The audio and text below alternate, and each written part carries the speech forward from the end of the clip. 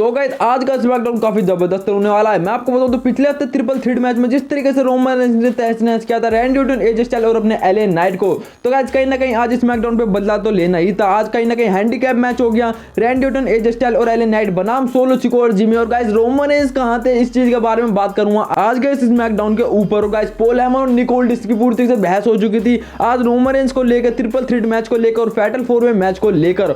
और आगे बताऊं तो केविन ओवेंस के ऊपर केस करने की बात कर दी। लोगन पॉल ने धमकी भी दे दी जिस तरीके से रोल नंबर मैच में वो फाइट भी नहीं करेंगे। और आगे बताऊं तो बॉबी लैस्ली ने भी धमकी दे दी यूनिवर्सल चैंपियनशिप के लिए, वो भी रोमन रेंस को। गाइस आपको पता है कहीं ना कहीं अच्छी खासी हालत भी खराब कर दी थी एओपी ने बॉबी लैस्ली को। उसके बावजूद बॉबी लैस्ली पूरी तरीके से भिड़ना चाहते हैं ब्लड लाइन से। तो hello guys, welcome back WWE MST Hindi channel पर। तो पहले ही बात कर लेता हूं पूरी तरीके से पॉल हेमन के बारे में, मतलब पूरा का पूरा ब्लड लाइन के बारे में और अपने निक ऑल्डिस के बारे में। तो आपको पता है आज कहीं ना कहीं ग्रिसन वॉलर आए थे स्मैकडाउन की शुरुआत करने, लेकिन सोलो सिको और जिमी की तरफ से मैच को तहस-नहस कर दिया जाता है जिस तरीके से ट्रिपल थ्रेट मैच के दौरान जब बनाया गया था फैटल 4-वे मैच, वो भी पिछले हफ्ते। तो गाइस रोमन रेंस ने बिल्कुल साफ कह दिया था पॉल हेमन से कि तुम अब पूरी तरीके से स्मैकडाउन के एक भी मैच होने मत देना। और उसी दौरान कहीं ना कहीं एंट्री हुई थी आज स्मैकडाउन पे निक ऑल्डिस की।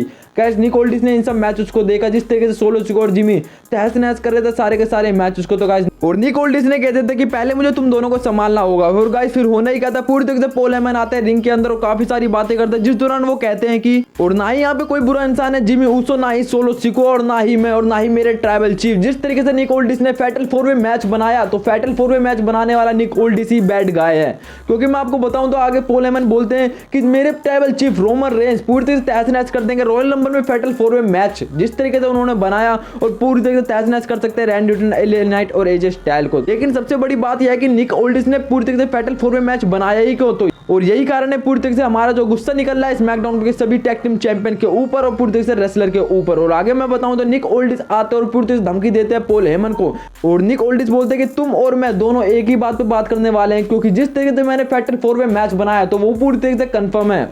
और जिस तरीके से एजे स्टाइल्स बनाम सोलो सिको का मैच हुआ था उसमें भी इंटरफेयर हुआ था पूरी तरीके से ब्लड लाइन का, और मैच में इंटरफेयर हुआ था रैंडी ऑर्टन बनाम जिमी के। तो दोनों ही पूरी तरीके से तहस-नहस कर रहे थे उस मैच को। इस मारे मैंने फैटल 4-वे मैच बनाया जिस तरीके से रोमन रेंस को मैं सबक सिखा पाऊं। और आगे बोलते हैं निक ऑल्डिस, और आज भी एक मेन इवेंट मैच होने वाला है पूरी तरीके से Randy Orton, LA Knight, AJ Styles बनाम पूरा का पूरा ब्लड लाइन। गाइस इतना ही कहते हैं, फिर होना ही क्या था। पूरी तरीके से पॉल हेमन बोलते हैं कि आज तो रोमन रेंस इस बिल्डिंग में है ही नहीं, तो अब बताओ क्या करने वाले हो तुम निक ऑल्डिस। और गाइस इतना ही निक ऑल्डिस कहते हैं कि या फिर हो सकता है पूरी तरीके से हैंडीकैप मैच, या फिर इन्हें तीसरा मेंबर ढूंढना पड़ेगा जल्द से जल्द। और गाइस फिर होने क्या था, पूरी तरीके से कॉल करते हैं पॉल हेमन, वो भी रोमन रेंस को। लेकिन गाइस एक चीज और बता देना चाहता हूं, रोमन रेंस का कॉल तो नहीं लगता, लेकिन मैच ऑफिशियल हो जाता है जिसमें कि Randy Orton, AJ Styles, LA Knight बनाम सोलो सिको और पूरी तरीके से जिमी ऊसो।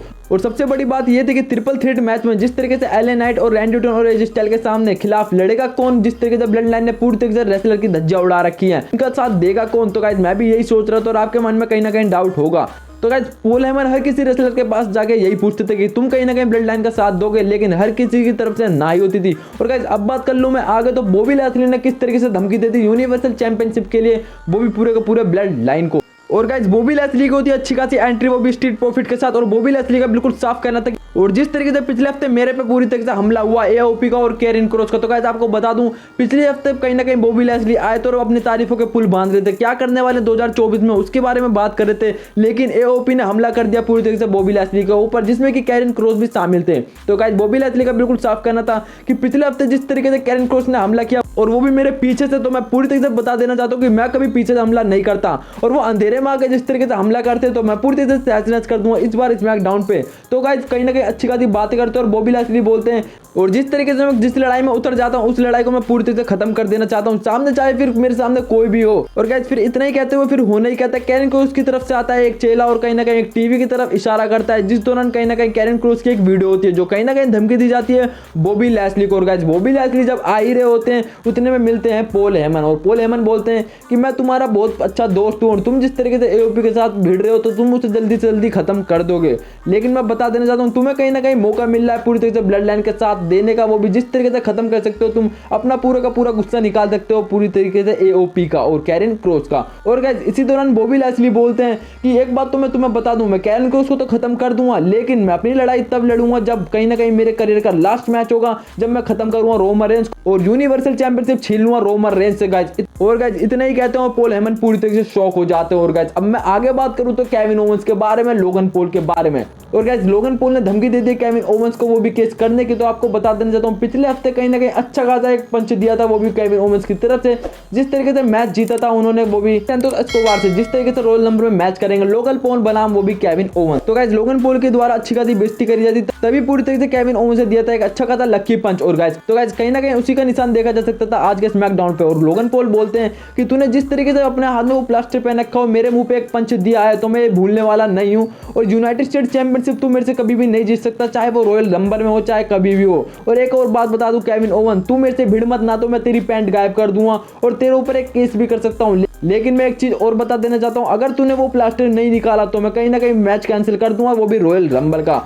और गाइस फिर होने ही क्या था, पूरी तरह से मुंह तोड़ जवाब आता है वो भी केविन ओवेंस की तरफ से। केविन ओवेंस बोलते हैं कि ये जो प्लास्टर है वो तेरे लिए एडवांटेज है और मैं इस प्लास्टर की वजह से नहीं जीता, क्योंकि मैं तुझे खत्म कर दूंगा बिना इस प्लास्टर के भी। और ये प्लास्टर पूरी तरह से मेरे कहीं ना कहीं हाथ इंजर्ड है, इसलिए मैंने पहन रखा। और एक चीज और बता देना चाहता हूँ लोगन पॉल, तू मैच कैंसिल मत कर, क्योंकि मुझे तुझे खत्म करने के लिए एक प्लास्टर की नहीं, सिर्फ मेरे एक हाथ की जरूरत है और तू खत्म हो जाएगा। और केविन ओवन बोलते कि नेक्स्ट वीक मैंने शो रखा है, वो भी केविन ओवन, तू जरूर से जरूर आ वहां पे और अच्छी खासी बातें करेंगे और कहीं ना कहीं धज्जा भी उड़ा दूं मैं तेरी। और गाइस पूरी तरीके से ऑफिशियल हो जाता है कि लोगन पॉल अब आ रहे हैं वो भी केविन ओवेंस के शो पे। और गाइस आगे बताऊं तो बेली कहीं ना कहीं अब डैमेज कंट्रोल से बाहर होती हुई नजर आ रही है। तो आपको बता देना चाहता हूं जिस तरीके से आज मैच था, तो गाइस कहीं ना कहीं अच्छी खासी एंट्री होती है बेली की और दूसरी तरफ से आती है अपनी बियांका ब्लेयर। और गाइस होती है मैच की शुरुआत, और शुरुआत में ही पूरी तहस नहस करा जाता है बियांका ब्लेयर की तरफ से। और गाइस वहीं डैमेज कंट्रोल इस चीज को देख रहे होते हैं और कहीं ना कहीं अच्छा खासा डैमेज मिलता है पूरी तरीके से हाई फ्लाइंग मूव में, वो भी बियांका ब्लेयर की तरफ से। और गाइस कहीं ना कहीं अच्छी खासी टक्कर देती है वहीं बेली भी उठा के फेंकते हैं बियांका ब्लेयर को, लेकिन गाइस बियांका ब्लेयर को ज्यादा देर संभाल नहीं पाती और अच्छा खासा मिलता है ड्रॉप लैग। और गाइस फिर होने का था मिलता है बॉडी स्लैम, लेकिन गाइस कहीं ना कहीं अच्छी खासी इंटरफेयर होने की वजह से वो भी पूरी तरीके से डैमेज कंट्रोल, मतलब कहीं ना कहीं ध्यान भटकता है बियांका ब्लेयर का और अच्छा खासा पूरी तरीके से कंट्रोल ले लेते हैं बेली। लेकिन गाइस ज्यादा देर तक नहीं होता, अच्छा खासा डी तो मिलता है बेली की तरफ से, लेकिन उसी दौरान मिलता है एक अच्छा खासा KOD और मैच जीत जाती है वो भी पूरी तरह से बियांका ब्लेयर। और गाइस जब बेली हार जाती है तो डैमेज कंट्रोल के सभी मेंबर से बोलते कि तुमने मेरी मदद क्यों नहीं करी। और डकोटा स्काई का बिल्कुल साफ कहना था कि हम चाहते हैं कि तुम जीतो कहीं ना कहीं पूरी तरीके से बियांका ब्लेयर को खत्म करके, वो भी अपने दम पर। और रॉयल रंबल में भी तुम्हें अपने दम पर जीतना पड़ेगा और खत्म करना पड़ेगा रिया रिप्ली को, वो भी उस चैंपियनशिप को लेने के लिए।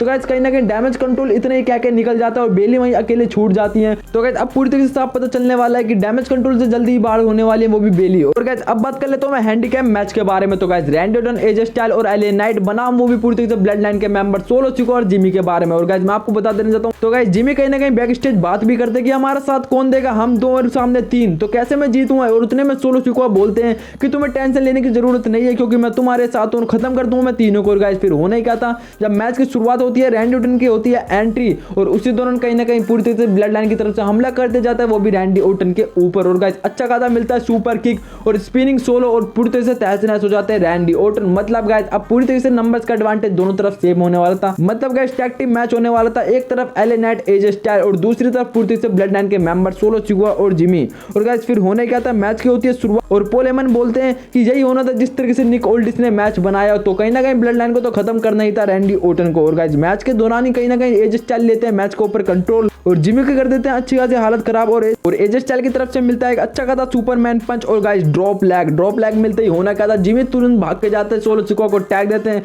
और सोलो सिको पूरी तरीके से लेते हैं मैच के ऊपर कंट्रोल लेने के बाद देते हैं जिमी को टैग लेके और एजे स्टाइल फिर से पूरी तरीके से भारी पड़ जाते हैं जिमी के ऊपर। गाइस जिमी पूरी तरीके से अच्छी खासी हालत खराब कर देते हैं एजे स्टाइल की, लेकिन गाइस उतने में अच्छी खासी एंट्री होती है रैंडी ऑर्टन की, जिस तरीके से शुरू में इंजर्ड किया गया था। और गाइस रैंडी ऑर्टन आते हैं और मिलता है अच्छा खासा एक पावर स्लैम और गाइस और एक DDT। और गाइस फिर होने ही क्या था, मिलती है जिमी की तरफ से सुपर किक, लेकिन एकदम से काउंटर करते हुए मिलता है आर के और पूरी तरीके से जीत जाते हैं रैंडी ऑर्टन। और गाइस फिर होने ही क्या था, सोलो सिको कर देते हैं पीछे से हमला रैंडी ऑर्टन के ऊपर, लेकिन गाइस एजे स्टाइल का फिनोमिनल फोरआर्म और सोलो सिको खत्म और फिर से मिलता है रैंडी ऑर्टन की तरफ से आर के और पूरी तरीके से खत्म हो जाते हैं सोलो सिको। और गाइस पिछले हफ्ते का बदला जिस तरीके से सोलो सिको ने मारा था स्टील स्टेप्स, वो भी जिमी के साथ रहते हुए और पूरी तरह से एजे स्टाइल का साथ रहते हुए इस बार कहीं ना कहीं अच्छा खासा बदला लेने की कोशिश करी थी, वो भी रैंडी ऑर्टन ने दिया। और गाइस फिर रैंडी ऑर्टन सोलो सिको को देते हैं अच्छा खासा पावर बॉम्ब, मतलब गाइस अच्छी खासी हालत खराब करी जा रही थी वो भी पूरे के पूरे ब्लड लाइन के। तो तो गाइस काफी ज्यादा मजा आया था इस हैंडीकैप मैच में। और गाइस एक चीज और बता देना चाहता हूँ, ऑस्टिन थ्योरी बनाम कार्मेलो हेज का मैच हुआ था, जिस दौरान अच्छी खासी टक्कर दे रहे थे दोनों ही। एक तरफ कार्मेलो